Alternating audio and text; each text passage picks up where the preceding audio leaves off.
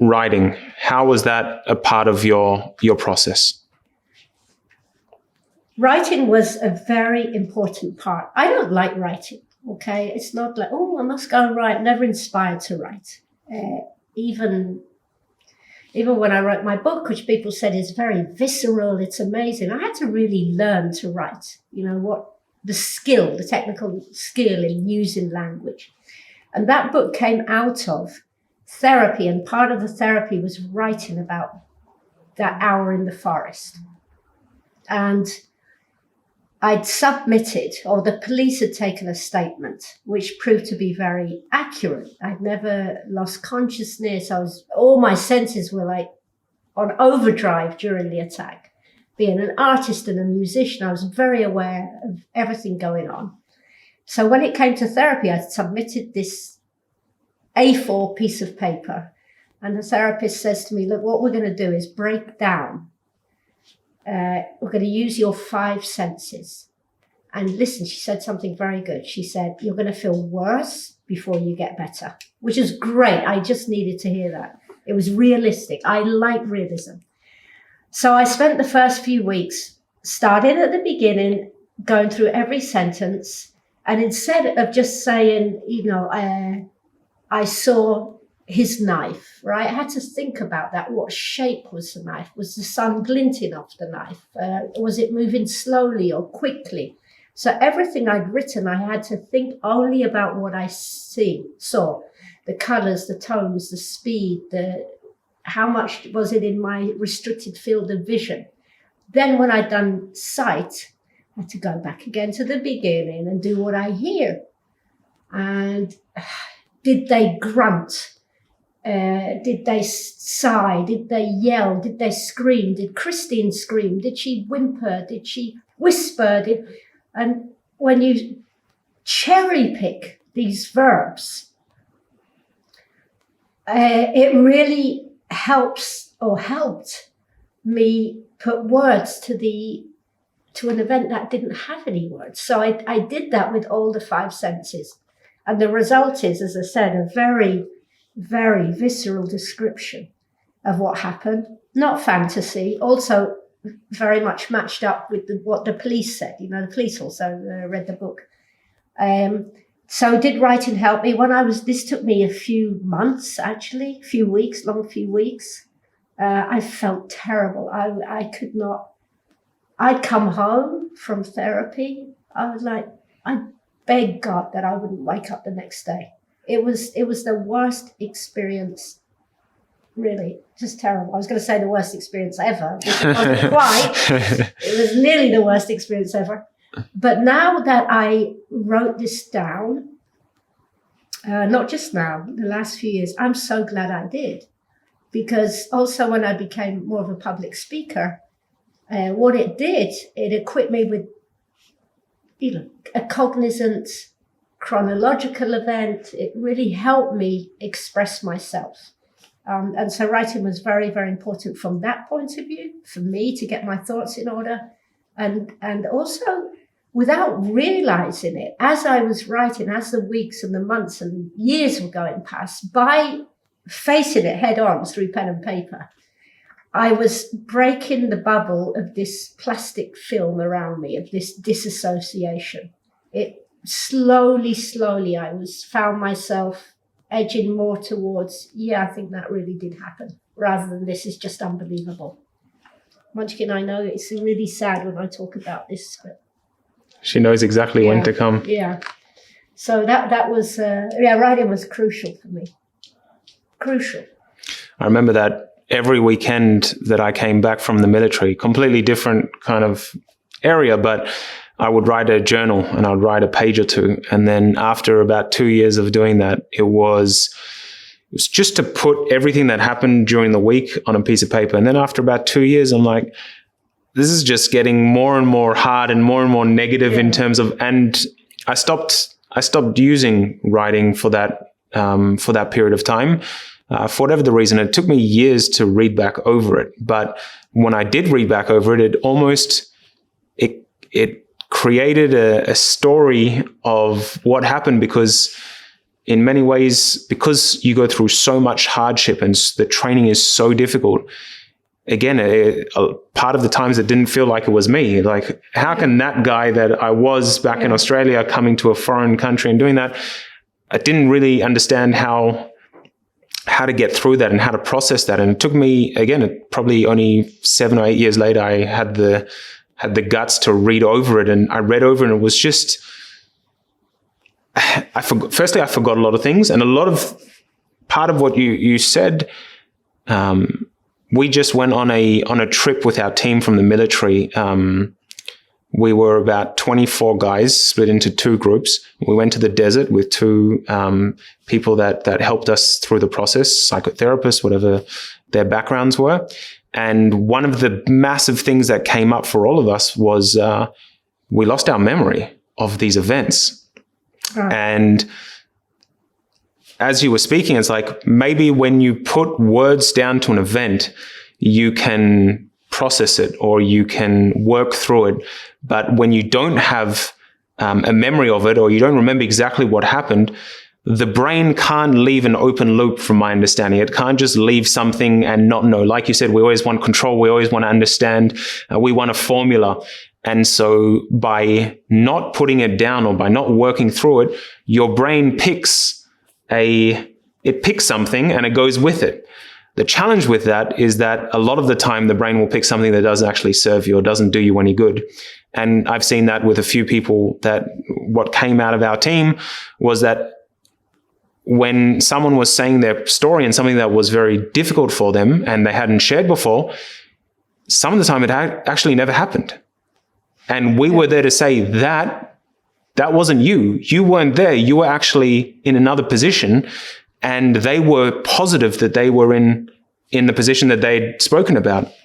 You see, memory mind bends. It mind bends.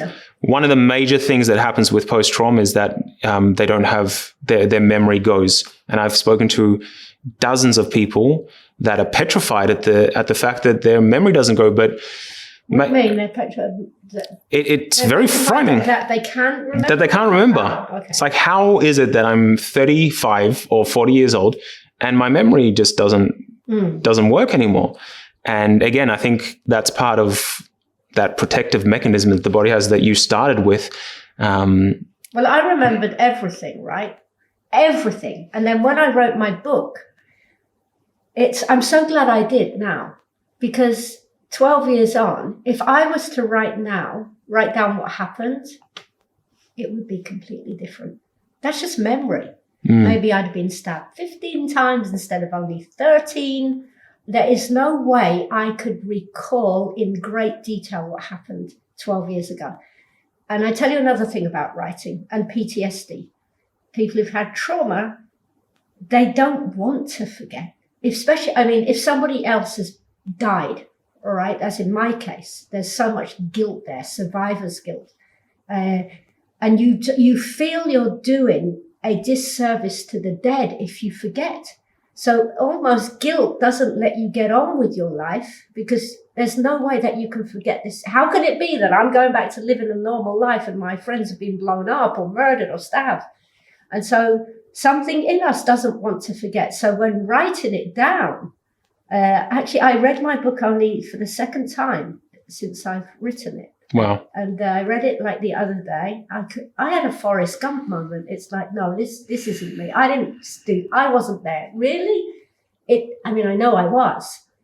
But the further you get away from trauma in a more healthy way, it seems unbelievable. Not from a disassociation point of view, but from the fact that there's been an element of processing it and memory. You're not ever going to forget because you've written it down as a testimony. And it's also enabling you to kind of pick up with life when survivor's guilt is there. I think that's also the challenge, where people feel like no one will understand them, what we've spoken about, and then they keep it to themselves and they never share it and they never write it, and they just absorb it deeper and deeper and deeper into their being. And that plays a significant role in. But also it's like, and it has this reciprocal idea, like somebody suffering from PTSD. No one will understand them. Probably that's true for everybody. So they'll write their experience. And then years later, someone will read their experience. All right. I don't know how, snooping around in emails or something. And then that person who's reading that person's experience, this is why we should write also, because they'll say, wow, somebody was feeling just like I felt.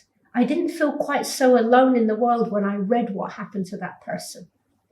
And look, we could talk about this for a long time. There's something that helps us to marginally move on when what we've experienced in some way or another can help someone else.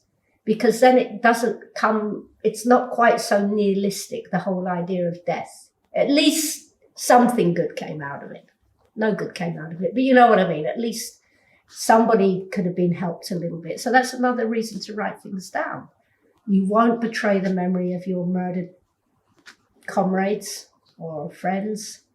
It sorts out, it gives, you know what writing is? It's like they're hooks on the wall. Every word you putting up a hook on the wall, and then you're kind of ordering and hanging up your experiences, and then you can stand back from the wall and look at it every so often and then put it in order as the months go by. You can observe it and choose what to go back to. Completely. But we do have to do this disclaimer that it's an extremely difficult process to do psychologically. But for me, it was much technically as well. Technically, writing is it's a hard skill set. You got to work on it. Like you say, writer's block exists, but the only way that I've ever learned to get through writer's block is to sit my ass down and continue to write. It's like your body, your mind, it doesn't want to do it. And then you almost have to have that discipline of just sitting down, and I'm sure that there were many times where you wanted to throw that pen out the window. And I was probably too drunk. If we were to talk about a little bit more about triggers, and what is the role that triggers play, or what are some of the triggers that you? Oh, well, yeah, I actually don't like this word now because everyone's triggered these days, right? Now, I think for people who really have been traumatized, I find that insulting, but that's just another conversation. Like, he called me, he said I got a big nose. You don't have to film that, but like it really gets on my nerves. Back to the thing. So triggers are, they change over time. Because what happened to me happened in a forest, my first triggers would be if I saw the color green even, if I hear an Arab accent, if I see an Arab man coming towards me or in an elevator, right? I'm triggered. I feel enclosed in a space. I'm scared I'm going to be attacked. I agree that there is no formula. But one thing that I have experienced is that there's a structure to how people feel better, how people communicate better, how people build better relationships. There's a structure to everything that we do. Even if your life is complete chaos, there's structure to chaos as well. You just continuously, going in the behavior of chaos, and you're waking up and you're not having any discipline to do the things that you need to do. So I agree that there's no such thing as a formula. One thing that I think is important is that as we go, we both share our experiences. We do bring not the how as in how is this made better? Because there is no one answer. What works for me will not work for you. What works for you will not work for me. And it definitely won't work for the other people that we're going to listen. But there can be small things that people take from what we say. And, it's from my lack of better understanding of how to ask a better question. But there are times where I'm interested in how you got to, or how you are able now to talk about it differently than what you were before, not to understand exactly what the points were that helped you, but rather to explore together what is it that helped you, because what helped you and what helped me could potentially help someone else, or it could be something that they try, they realize works, doesn't work, they throw out, they try something else. It's like, it's not ours, it's not something, and it's probably not unique either, a lot of the things that we're going to be speaking about. So I agree with you, and I've learned pointers that help me. Pointers, or more, lived experiences that seem to have gotten you or me or someone else one step closer to where they want to go. Because again, there's there's no framework that works for everyone, but there is a framework. Okay, so yeah, no, you're right, because there's no point. So there's no formula. We don't want to be too depressing about it, because the proof is in the pudding, right? Obviously, something has helped, and I could point to a few things that helped. And I do want to reiterate that time is huge here. All right. That's what I probably mean by there's no formula. It's not like, if I do this by next week, I'm going to feel like this. It doesn't work like that. Time, it takes no prisoners. You have bad days, you have good days, bad months, good months, whatever. One of the things that helps me is I realized when I was physically able, actually, even when I was laying on people's sofas because I needed just help to get up, there was a routine. I mean, you're not sleeping, obviously, but there's a routine. 3 times a day, I'd have some crushed tomatoes. And so 3 times a day, you have to maneuver me like a crane, sit up slowly. But there was that routine. And that routine gave me a structure. Yeah. All right. And that's when I was being cared for. And later on, when I left, the carers, and it's something I've realized only in the last 3-4 years, because insomnia was just ghastly. So insomnia also throws you out of routine. There's no night, there's no day, everything merges, all right? And I understood that if I could just start a minimal routine, even if it means, and this is why also I got the dogs, right?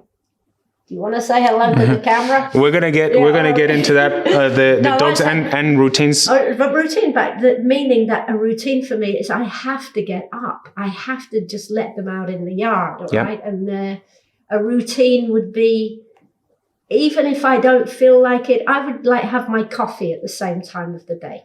Yeah. All right, just little things like that. That's the thing, and we're going to get to that at a later stage.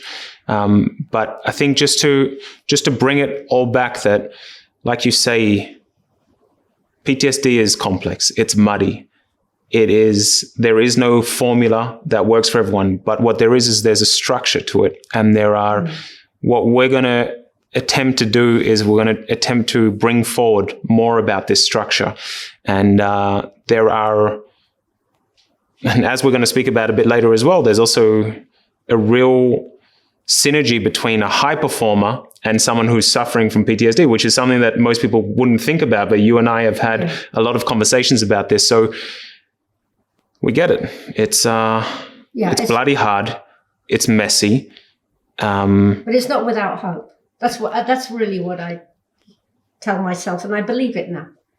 I would never have thought that, 12 years ago, I'd be sitting here talking to you and even cracking a joke, right? It's just so yes, it's definitely not without hope. Amazing. And it is. It's as you say, down under, it's bloody messy. Yeah.